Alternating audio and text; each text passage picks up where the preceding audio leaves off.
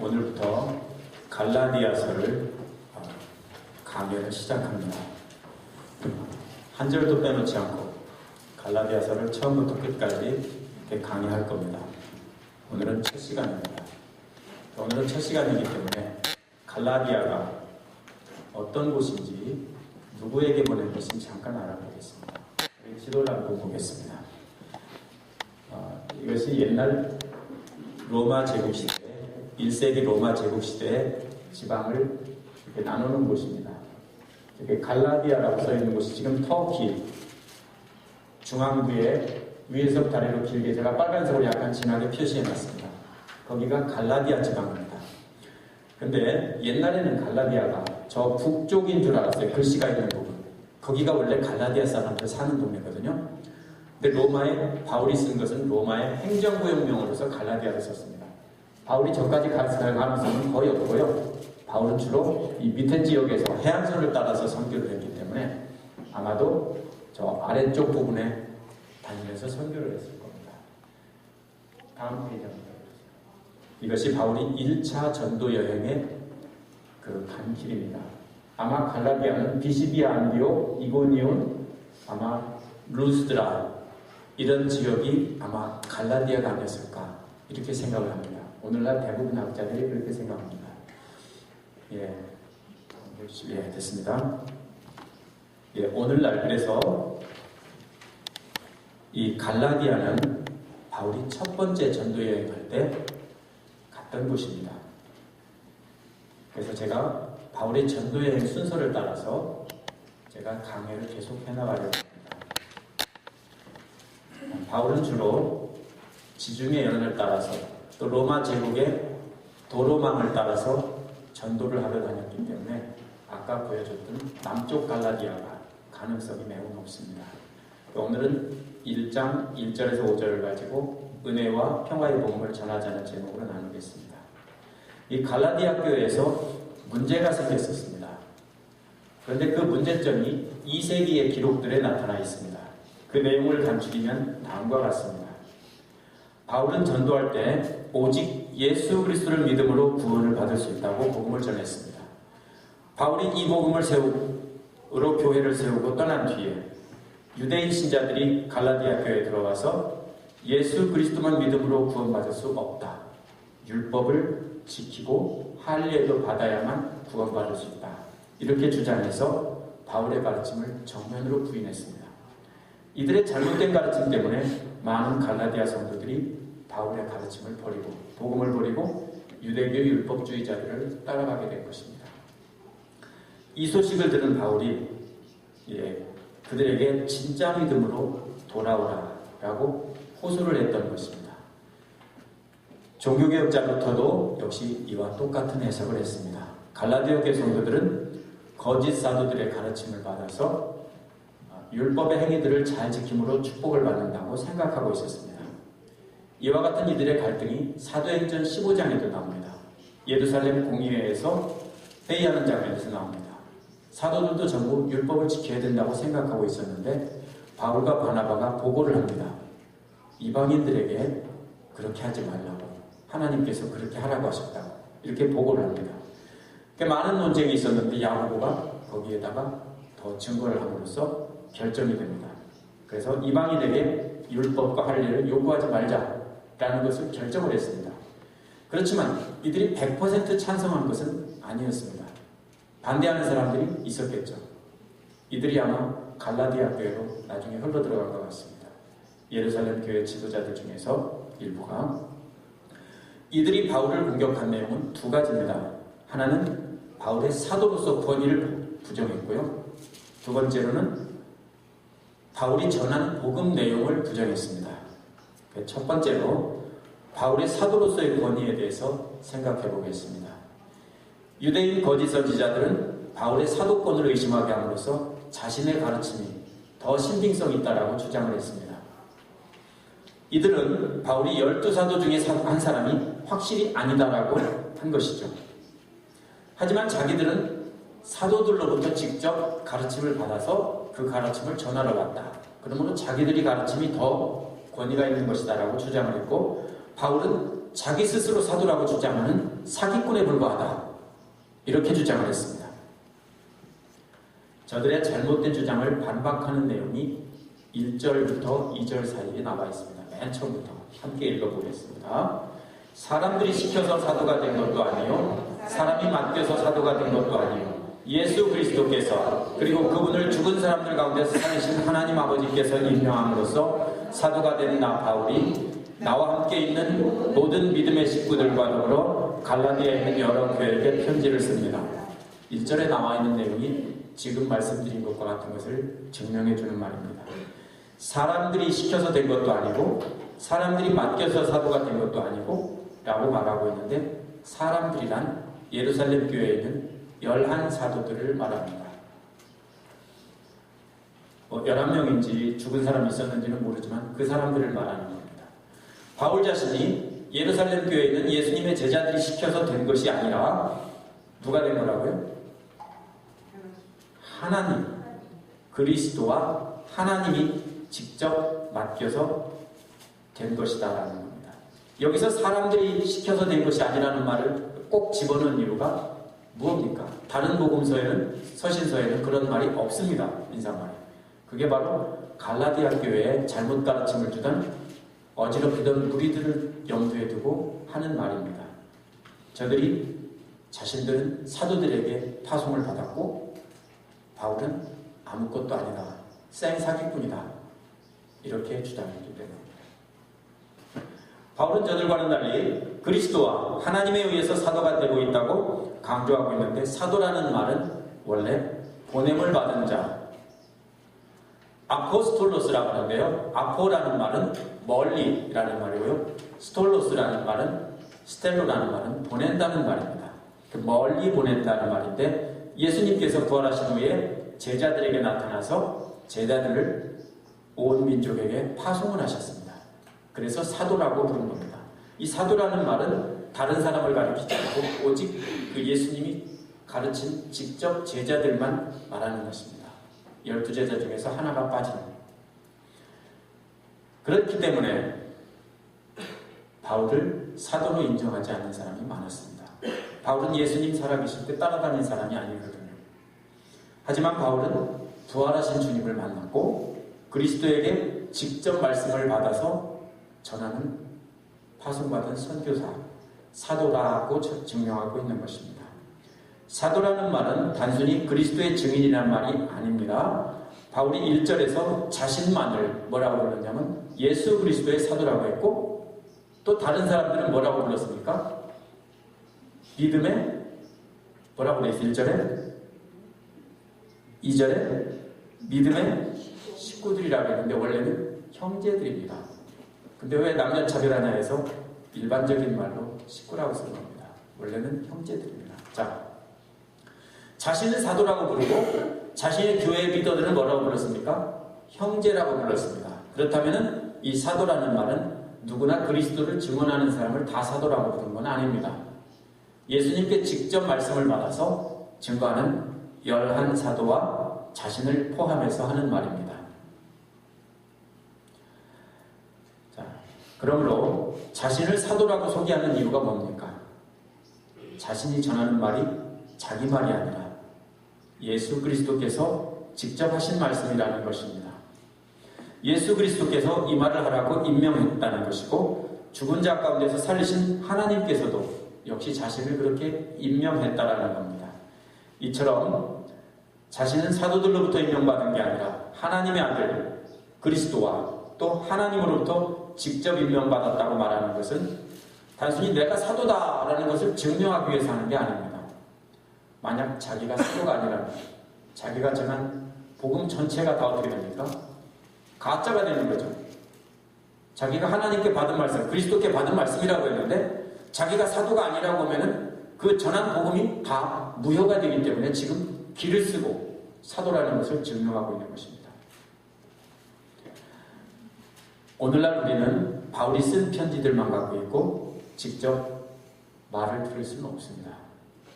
만약 우리도 바울이 사도라는 말을 믿는다면, 믿지 않는다면 바울이 쓴 편지는 성경이 될 수 없습니다. 그렇죠? 그러나 바울이 사도이기 때문에, 그리스도와 하나님으로부터 파송받은 사도이기 때문에 우리가 그가 쓴 편지를 뭐라고 합니까? 성경으로, 하나님 말씀으로 읽고 있는 겁니다. 자, 바울이 쓴 편지는 하나님과 그리스도로부터 받은 말씀을 쓴 것이고, 네가 가서 이것을 전해라 한 것이기 때문에 바로 우리가 하나님 말씀으로 받는 것입니다. 이것이 바울이 사도에 대한 논쟁을 하는 이유입니다. 두 번째로는 바울이 전한 복음입니다. 갈라디아 교회에 있던 율법주의자들은 사도가 아니라고 공격함과 동시에 그가 전한 복음 자체를 공격을 했습니다. 그래서 바울이 전한 믿음의 내용이 그 복음이 뭐냐면요, 은혜로 구원받는 바울의 복음을 반대한 것입니다. 뭡니까? 은혜로 구원받는 것을 반대했을 뿐 아니라 구약 성경에 나타난, 율법에 나타난 의식들과 반드시 지키고 할례도 반드시 받아야 된다라고 주장해서 은혜로 받는 게 아니다라는 것을 주장을 했습니다. 바울은 뭐라고 했어요? 은혜로 받는 거다. 하지만 저들은 은혜가 아니라 율법 지키고 할례를 받음으로 구원받는 거다라고 강조한 겁니다. 그래서 바울이 거저받는 은혜를 부정한 겁니다.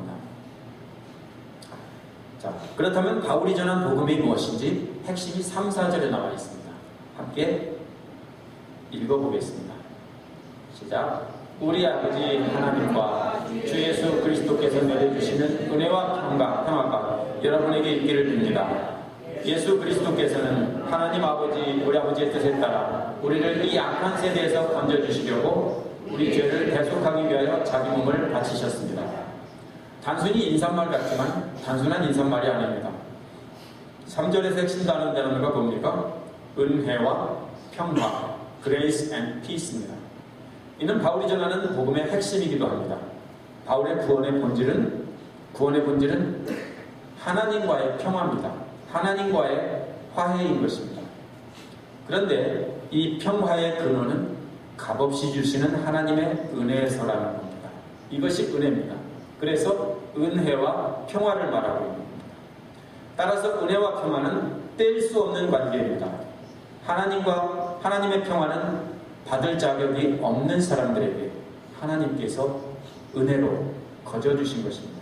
그런데 이 은혜와 평화는 어디서부터 옵니까? 하나님과 아들에 의해서 우리에게 흘러들어오는 것입니다. 이것이 바울이 말하는 은혜와 평화의 뜻입니다.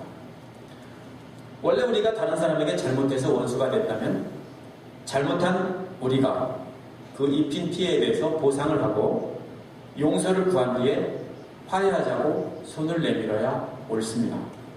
그것이 사람의 도리입니다. 그런데 우리 죄로 말미암아 하나님과 원수된 우리에게 하나님 편에서 먼저 손을 내미셔서 화해하자고 하고 계신 것입니다. 자기 아들까지 제물로 주면서 화해하자고 합니다. 우리가 아무런 피해 보상도 안 했는데 우리는 가만히 있었는데 하나님께서 화해하자고 한 것이 바로 이것입니다. 이것이 바로 은혜고 하나님께서도 그렇게 우리와 함께 평화하자고 하시는 겁니다. 4절에 보면 이 하나님께서 내미는 화해의 손은 예수 그리스도의 십자가의 죽음이라는 위대한 역사적인 사건으로 거슬러 올라갑니다.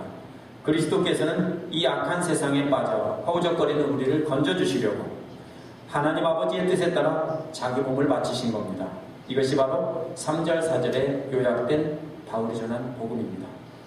그러면 율법과 할례를 주장해서 갈라디아 교회를 망가뜨렸던 사람들은 이런 내용을 완전히 부정했을까요? 아닙니다. 완전히 부정했다면 처음부터 그들은 교회에 들어오지도 못하고 그냥 쫓겨났습니다. 어떻게 했습니까? 자기들도 그리스도를 믿고 복음을 믿는다라고 말하면서 들어와서 이야기를 시작하는 겁니다. 예루살렘에서부터 왔다고 하니까 저들을 받아들였겠죠. 그리고 예루살렘에서 사도들이 보내서 왔다고 하니까 새로운 말씀, 은혜 있는 말씀을 들으려고 앉아서 다들 들었을 겁니다. 자, 이들이 한 것이 뭐냐면 바울이 전한 복음을 처음부터 거부하기보다는 유대교 율법도 지키고 할례를 반드시 받아야 된다고 주장을 한 겁니다. 그래서 뭐를 가렸습니까? 평화와 은혜의 복음을 뭘로 가렸습니까? 율법과 할례로 가려놓았던 겁니다. 이들은 그리스도인 척하고 복음을 인정하는 척하지만 근본적으로 유대교인들과 아무런 차이가 없는 사람들이었습니다. 예수님 오시기 이전에 유대인들은 이방인들을 유대교에 받아들였습니다. 하지만 저들은 이방인에게 할례를 받게 해서 유대인으로 만들려는 것이었습니다. 할례는 이방인과 유대인을 구별하는 표시였기 때문입니다. 예수 믿기 전부터 저들은 자신들만이 하나님 백성이라는 특권의식을 갖고 살았는데 예수 믿은 후에도 역시 이방인과 자신들이 똑같이 구원받는다는 것은 참을 수가 없었습니다. 이는 마치 친자식과 어댑터한 자식들을 함께 키우는 한 아버지가 자식들을 모아놓고 내 말을 잘 듣고 따르는 사람에게 내 재산을 물려주겠다 라고 한 것과 비슷합니다. 친자식들은 양자들이 자기와 함께 유산을 물려받는다는 말을 너무 싫어서 이렇게 말했을 겁니다. 너희들 암만 아버지 말 잘 들어도 소용없어. 아버지 피를 이어받지 않은 너희는 진정한 자식이 아니야. 왜 이렇게 말할까요? 자신들만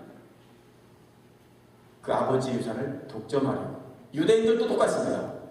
할례 받고 율법을 지켜야 된다. 지킬 수 없어요, 이방인들. 그럴 때 뭡니까? 복음을 자기들만 독점하고 자기들만이 하나님 백성이라고 주장하려고 이렇게 하는 겁니다. 그 말의 의미는. 이와 마찬가지로 율법을 계속 지키고 할례를 받아야 돼 구원받는다고 했던 것은 이 특권을 계속 지켜나가겠다는 겁니다. 왜냐하면 이방인들 모두는 이 율법을 지키고 할례를 받고 이 모든 것을 만족하게 한다는 것이 불가능하기 때문입니다. 하지만 바울은 이들과는 달리 이방인을 유대인으로 만들려고 했던 것이 아닙니다. 자신의 특권을 모두 내려놓고 그리스도의 명령에 따라 모든 민족을 제자로 삼으려고 했던 겁니다. 그러니까 할례를 강조하지 않고 율법도 강조하지 않은 겁니다. 잘못하면 율법과 할례가 하나님의 은혜를 가리기 때문입니다. 평화의 복음을 가리기 때문입니다. 그렇기 때문에 바울은 이방인들에게 복음이 전할 때 복음만 드러나게 하기 위해서 할례를 전하지 않았습니다. 이것이 바로 바울이 가는 곳마다 핍박을 받은 이유입니다. 바울은 그랬습니다. 갈라디아서 5장 11절에 내가 아직도 할례를 전한다면 어찌하여 아직도 박해를 받겠습니까? 그렇다면 십자가의 거리낌은 없어졌을 것입니다. 라고 말하고 있는 것이 이를 증명해 줍니다. 만약에 바울이 복음을 전하면서 할례와 율법을 함께 전했다면 어느 유대인도 바울을 돌로 치려고 하지도 않고 핍박하려 하지도 않았을 겁니다.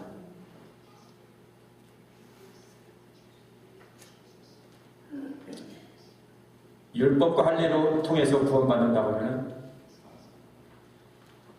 주장하면 이방인들은 대부분 구원받을 수 없고 누구나 십자가에서 죽으신 아들을 믿음으로 구원받는다고 하는 것이 가려지게 됩니다. 그리고 무효화됩니다. 십자가가. 그렇기 때문에 바울은 자신이 전한 복음을 지키려고 예수께서 십자가에서 죽으신 이유를 두 가지로 설명하고 있습니다. 오늘 본문에. 첫 번째는 4절 끝에 있는 우리 죄를 대속하기 위하서입니다. 이 말은 예수님의 십자가의 죽음이 구약의 속죄제로 드려진 것이다 라는 것을 나타냅니다. 구약의 속죄제는 원래 하나님 앞에 죄를 지은 사람이 자기가 사랑하고 아끼는 양을 잡아서 죽게 함으로 하나님께 용서를 구하고 하나님과 평화를 하려 했던 제사입니다.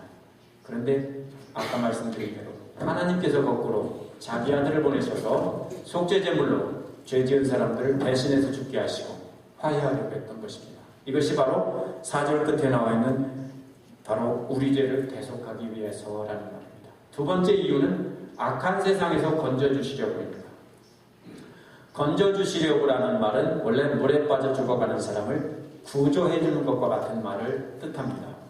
사도행전 7장 34절에서 이집트에서 노예로 신음하고 있던 이스라엘 백성을 구조해 주었다라는 말이 나오고요. 또 12장 11절에서 감옥에 갇혀있던 베드로를 구조해 주었다. 23장 27절에서 바울이 유대인들에게 맞아 죽을 뻔했을 때 천부장이 역시 구조해 주었다. 이런 데서 나옵니다. 건져주시려고 라는 말은 이처럼 사람의 생명을 구해주는 것을 말합니다. 구원을 이처럼 건져준다는 단어로 쓴 곳은 갈라디아서 한 곳뿐입니다. 그렇다면 악한 세상이 뭔지 알아야 됩니다. 악한 세상이 뭡니까? 예수님은 우리가 세상에 소금이 되라고 했고 했지 세상에서 탈출하라고 하지 않았습니다. 그런데 왜 악한 세상에서 건져준다고 합니까? 예수님의 말씀을 받은 바울이 어째서 예수님과 반대되는 이야기를 하고 있을까요? 이를 이해하기 위해서는 유대인들의 시대 구분을 알아야 됩니다. 유대인들은 역사를 두 시대로 나눕니다. 하나는 이 시대이고요. 하나는 다가올 시대입니다. 이 시대는 그들이 율법 가운데 살고 있는 시대이고 다가올 시대는 메시아를 통해서 구원해 주실 새 시대를 말합니다. 그들은 두 시대로 나눕니다. 복음서에서 제자들이나 사람들이 하나님의 나라가 언제 옵니까? 언제 임합니까? 라고 자꾸 묻는 것은 바로 뭡니까? 이 다가올 시대를 의미하는 것입니다. 구약에 예언된 다가올 시대는 그리스도께서 이 땅에 오심으로 이미 왔습니다. 하지만 갈라디아에 있는 거짓 선지자들은 이미 임한 새 시대를 율법과 할례로 가려서 못 보게 했습니다. 따라서 악한 세상이라는 말은 갈라디아 성도들이 저들에게 속아서 아직도 어디에서 살고 있습니까? 구시대에, 이 시대에서 살고 있는 그 세상을 말하는 겁니다. 율법의 노예로 그리스도께서 은혜와 평화로 구원해 주신 그 복음을 떠나서 율법의 노예로 살고 있는 그것을 바로 악한 세상에서라고 말하고 있는 겁니다. 이 두 시대는 완전히 분리되어서 하나가 끝나고 다른 하나가 새로 시작되는 것이 아닙니다. 한 시대가 계속되고 있는데 거기에 다른 시대가 같이 공존하고 있는 겁니다. 예수님께서도 제자들에게 하나님의 나라가 이미 임했다라고 했습니다. 하지만 아직도 이 시대는 완전하지 않습니다. 이 시대는 아직도 살아있습니다. 악한 시대가 살아있다는 말입니다. 아직도 그리스도를 모르고 영원한 죽음 가운데서 사는 사람들은 악한 옛 세상에서 사는 것이고요. 그리스도를 영접하고 사는 사람들은 다가올 새 세상에서 사는 것입니다. 그렇기 때문에 이미 다가올 세대에 살고 있는 제자들에게 옛 시대 사람들에게 소금이 되라고 그렇게 말하고 있는 것이 예수님의 말씀이에요. 그러니까 이것은 모순되는 말씀이 아니에요. 우리도 역시 두 시대가 공존하고 있는 시대에 살고 있어요. 우리가 예수를 영접한다는 것은 구시대에서 새로운 시대로 옮겨지는 것을 말합니다. 그러므로 우리가 예수님의 십자가의 죽음의 목적은 우리 죄를 용서하는 것뿐 아니라 우리가 다가올 새로운 세상에서 살게 하기 위함입니다. 이것이 누구의 뜻에 따라 된 것이냐면 하나님 우리 아버지의 뜻에 따라 된 것이라고 했습니다. 따라서 우리의 구원은 우리의 뜻도 아니고 예수님 혼자의 뜻도 아니고 또 하나님께서 예수님의 뜻과 반대로 혼자 정해서 해하고 밀어붙인 것도 아닙니다. 뭡니까? 십자가상에서 아버지의 뜻과 아들의 뜻이 완전히 일치된 것입니다. 바울은 아버지와 아들의 일치된 뜻을 통해서 흘러넘치는 은혜와 평화의 복음이 영원히 지속되기를 바라는 마음에서 5절에서 뭐라고 했습니까? 하나님께 영광이 영원무궁하도록 있기를 빕니다. 제가 안 넣었습니다. 감사합니다. 아멘 하면서 끝내겠습니다. 이게 5절입니다. 그 새 시대에 사는 그 영광과 그 하나님의 평화와 은혜가 영원히 지속되기를 저들에게 지속되기를 축원하고 있는 것입니다. 자, 그러면 오늘날 우리 주변에 이제 오늘날 우리가 생각해 봐야 됩니다. 유대교 율법주로 무장된 거짓 선지자들은 없습니다. 그렇다면 악한 세력들은 완전히 뜻을 접고 사라졌을까요? 아닙니다. 오늘날 악한 세력들은 저들처럼 역시 우리를 구시대에 붙잡아 놓으려고 길을 쓰고 노력을 다합니다. 갈라디아 교회에 들어온 거짓 선지자들은 갈라디아 성도들을 유혹한 첫 번째 전략이 뭡니까? 뭘까요? 핍박받지 말자.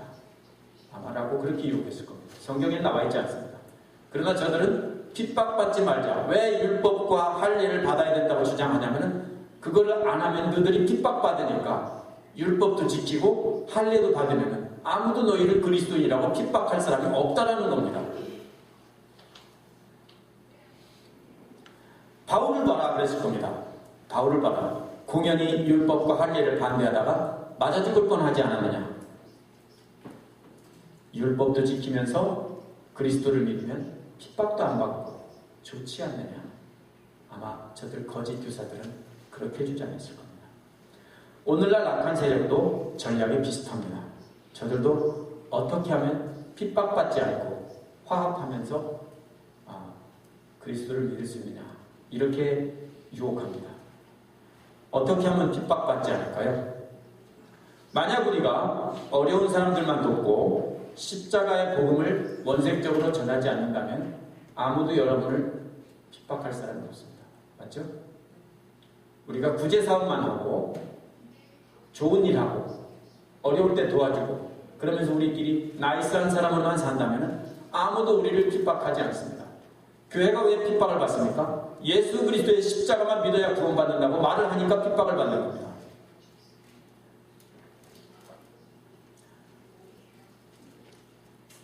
오직 예수만 믿음으로 구원받는다는 것을 퍼뜨리지 못하게 하기 위해서 진보적인 기독교인들은 다른 종교에도 구원이 있다고 주장을 합니다. 크리스찬들입니다. 학자들이 뭐라고 합니까? 이들은 불교든지 힌두교든지 이슬람교든지 형태만 다를 뿐 모두 구원에 이를 수 있다. 모든 종교와 평화를 해서 연대를 이루어서 함께 아름다운 세상을 만들어가자. 그래서 스님하고 또 뭡니까? 신부님이 함께 악수를 하고 신부님이 절에 가서 불공을 드리고 또 이렇게 합니다.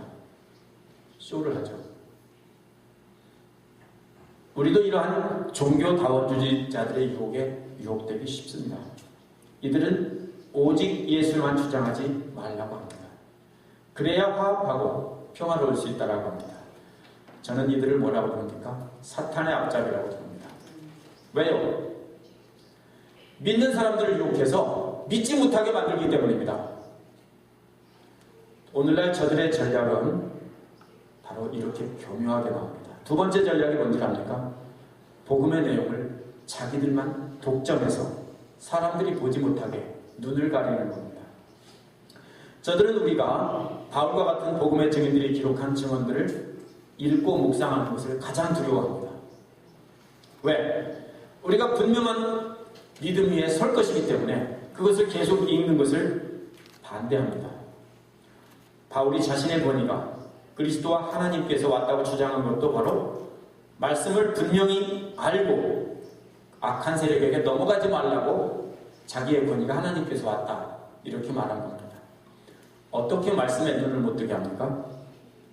저들은 믿는 자들이 말씀을 문자적으로만 이해하게 해서 그 말씀이 오늘날 시대에 맞지 않는 말씀이니까 안 지켜도 된다라고 주장을 합니다. 아직도 돼지고기나 토끼고기 같은 것을 못 먹게 하고 안식일인 토요일을 지켜야 된다고 주장하는 사람들은요, 문자적으로 지키는 무리들인데 이들은 어떤 사람들입니까? 말씀을 못 보게 하는 무리들입니다. 하지만 말씀에 담긴 하나님의 본뜻을 지켜야 되는 것이지 그 말씀을 문자적으로 지켜서는 안 되는 것입니다. 그러면 성경의 본뜻이 뭐냐 하는 것을 정확히 이해하고 그것을 오늘날 상황에 맞도록 해석되어져야 합니다. 성경 본문을 정확하게 해석하고 오늘날 맞게 적용하는 것은 바로 목회자들의 일입니다. 그것이 바로 목회자들의 설교입니다. 목회자가 강단에서 하나님 말씀을 오늘 우리에게 맞게 정확하게 해석해서 선포한다면 그 해석돼서 선포된 말씀도 역시 하나님의 말씀인 것입니다. 그러므로 순종해야 합니다. 하지만 저는 하나님 말씀을 읽고 하나님의 본래의 뜻을 이해하는 것을 목회자들의 일이라고만을 주장하지는 않습니다. 생각하지는 않습니다. 성경을 읽는 일과 성경 공부하는 일을 게을리 한다면 역시 여러분 모두가 갈라디아 교회의 율법주의자들의 유혹에 넘어가는 것입니다. 중세 캐톨릭 교회에서 교회 성직자들도 갈라디아 교회 거짓 선지자들처럼 그렇게 유혹했습니다. 이들도 오직 믿음으로 구원받는다는 말씀을 못 보게 눈을 가렸습니다. 어떻게 가렸습니까? 성경은 오직 라틴어로만 번역이 되어야 된다. 거룩한 언어인 라틴어로만 번역이 되어야 된다. 라틴어는 그 당시에 죽은 언어였습니다. 아무도 읽을 수 없고 훈련받은 사제들만이 읽을 수 있습니다. 존 위클리프라는 사람이 이에 반대하고 평민들도 성경을 읽을 수 있도록 뭡니까? 해야 된다고 주장하면서 평민들이 읽을 수 있는 통속적인 언어로, 쉽게 말하면 저속한 언어, 여러분이 쓰는 언어가 사실 저속한 언어입니다. 중세의 신부들이 주장하는 저속한 언어입니다. 저속한 언어로 번역해야 된다고 해서 영어로 용감하게 번역했다가 어떻게 됩니까? 그가 죽은 지 30년 뒤에 1377년 그레고리 11세는 위클리프를 파내가지고 그 시체를 화형시켰습니다. 이단이라고. 그리고 그 책들을 몽땅 태워버렸습니다. 제목이 뭡니까? 영어로, 저속한 영어로 하나님의 말씀을 번역했다고.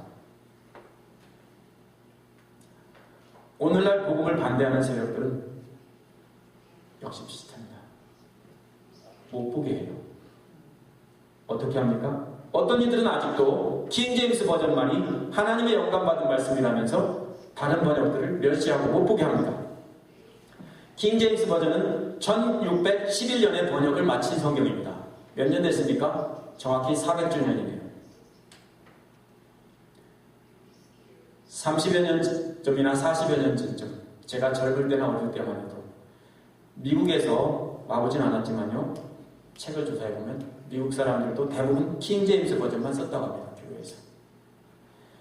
킹제임스 버전에 익숙하다 보니까 교회에 오래 다닌 사람들, 하나님 말씀을 잘 아는 사람들은 킹제임스 버전을 읽고 은혜를 받지만, 그걸 잘 모르는 사람은 읽어도 뭔 말인지 잘 모릅니다.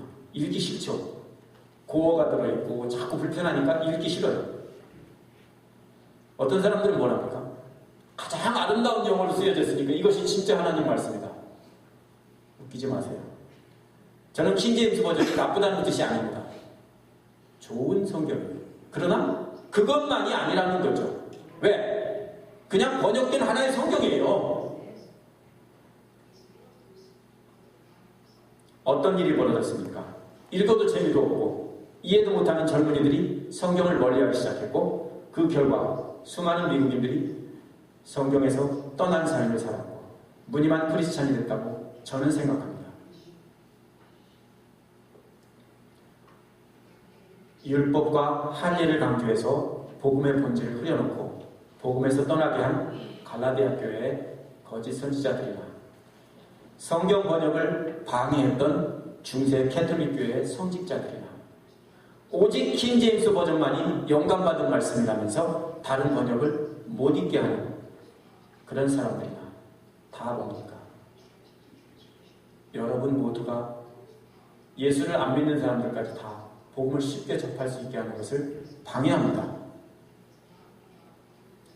오늘날 여러분이 수많은 영어 번역과 한글 번역 성경을 갖고 있는 것은 축복입니다. 성경 해석을 위한 전문적인 훈련을 받은 목회자들을 통해서 말씀을 배우셔야 합니다. 또 목회자들에게만 맡길 것이 아니라 여러분 스스로가 말씀을 읽고 공부해서 스스로 하나님 말씀을 깨닫고 은혜와 평화의 복음을 체험하셔야 됩니다. 또 여러분 스스로가 말씀을 가르칠 수 있도록 훈련받아서 다른 사람들에게도 복음을 증거하는 증인이 되어야 하는 것입니다. 이것이 바로 우리가 그리스도인이 되는 길입니다.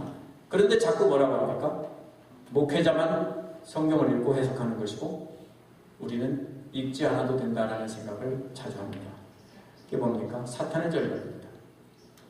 제가 제자훈련과 사역훈련을 통해서 평신도 지도자를 세우려고 하는 것도 바로 여러분 스스로가 말씀을 바르게 읽고 해석할 수 있는 능력을 갖게 하려는 것입니다.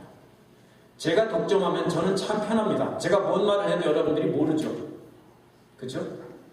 그런데 여러분도 알아야 된다고 할 때는 어떻게 됩니까? 저는 사실 불편해지고 더 많은 연구를 하고 잘못하면 실수한다고 제 실수가 드러날지도 모릅니다. 하지만 복음이 전파된다면 저는 아무 상관이 없습니다. 복음만 모든 이들에게 전파될 수 있다면 저는 그를 위해서 여러분 모두가 다 목사처럼 성경을 잘 알아도 저는 기쁜 일이고 좋은 일이라고 생각합니다. 여러분 모두가 말씀을 통해서 부활하신 주님을 만나시길 바랍니다. 바울처럼 은혜와 평화의 복음을 이웃에게 담대히 증거하는 저와 여러분 되시기를 바랍니다. 기도하겠습니다.